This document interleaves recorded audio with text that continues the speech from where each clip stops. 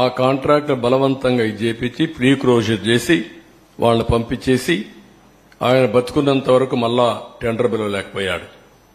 ఆ డిలే 2014లో కిరణ్ కుమార్ రెడ్డి ముఖ్యమంత్రి అయిన తర్వాత ఒకసారి టెండర్ పిలిచారు. 2009లో ఎలక్షన్ అవుతానే పిలిచారు. కానీ అప్పుడు కూడా ఏం చేయలేకపోయారు. 14 వరకు వెళ్ళింది. 13, 14 ఆ ప్రాంతంలో కిరణ్ కుమార్ రెడ్డి ముఖ్యమంత్రిగా ఉన్నప్పుడు మళ్లీ ఈ టెండర్ పిలిచి ఏజెన్సీకి అప్పచెప్పే పరిస్థితికి వచ్చారు. అందుకే చాలా సున్నితమైన ప్రాజెక్ట్ అనే ఉద్దేశంతో, ఇది కేంద్ర ప్రభుత్వానికి సంబంధించిన ప్రాజెక్ట్ అనే ఉద్దేశంతో ఆ టెండరు ఎవరైతే కాంట్రాక్టర్ ఇబ్బందులున్నా ఎక్కడికక్కడ కన్విన్స్ చేసి ఆ పనులు చేసుకుంటూ వచ్చాం తప్ప ఏకపక్షంగా ఎక్కడికి వెళ్లలేదు.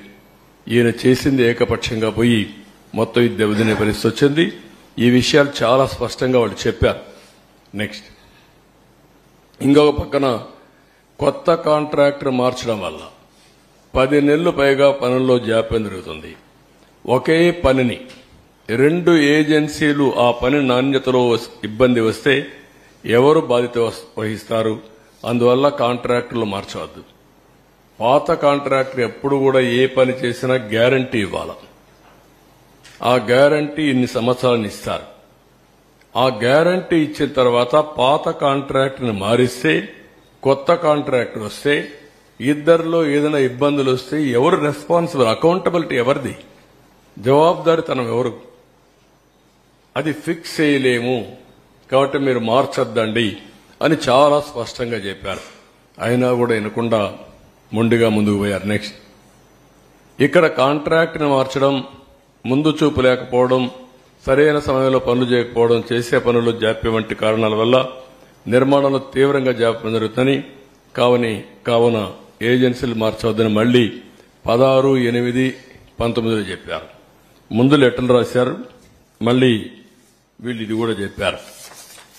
ఇంకొక పక్కన మీరు చూస్తే గవర్నమెంట్ ఆఫ్ ఇండియా ఇది పీపీఏ చేసింది. ఇది secretary government of India chief ఇంజనీర్కి ఒక లెటర్ రాశాడు.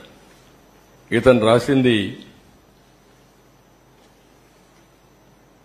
హౌఎవర్ లెటర్ ఎలాబొరేట్గా ఉంది. అంతా మొత్తం చదవడం లేదు. Please recall discussion during the 10th emergency meeting of the PPA held on 13th August 19, mainly to discuss the issues of pre-closure of present contracts of the Polavaram project and retendering of the balance works. Last lo enni cheptu, however, in the meanwhile, it is my humble advice to abandon the idea of pre-closure and retendering of the works in the best interest of the project, or at the least keep it the same in abeyance till a considered view is taken by Government of India in the matter.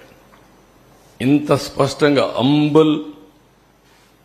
చాలా అతను ఎంత అంబుల్ advice ఇది చెప్పితే ఇది కూడా లెక్క పెట్టుకోకుండా ప్రాజెక్ట్ని కాంట్రాక్ట్ని క్లోజ్ చేసి మేము క్లోజ్ చేశాం, మాకు అన్నీ తెలుసు అనే అజంతో ఇష్టానుసారంగా చేసి టెండర్ మార్చిన తర్వాత, ఏజెన్సీ మార్చిన తర్వాత దాన్ని యాక్సెప్ట్ చేయమని గవర్నమెంట్ ఆఫ్ ఇండియాకు పీపీఏకి పంపించే సాహసం చేశారు.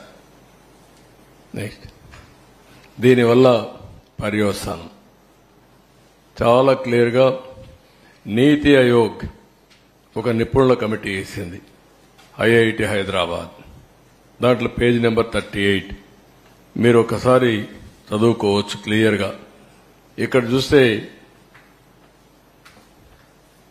even though about 20 lakh cusics of flood in 2020 has caused havoc through deep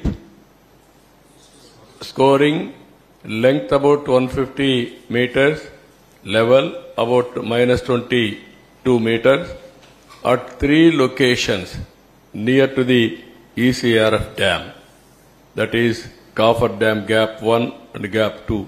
This cannot be considered under force majeure category.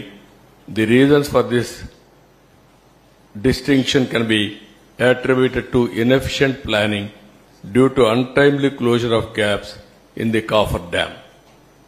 ఏవైతే కాఫర్ డ్యాంలో చిన్న గ్యాప్ ఉందో ఆ ఏజెన్సీని మార్చకపోతే రెయినీ సీజన్ లోపల ఫ్లడ్ వచ్చే లోపల అది క్లోజ్ చేయాల్సిన బాధ్యత ఆయన పైన ఉంది.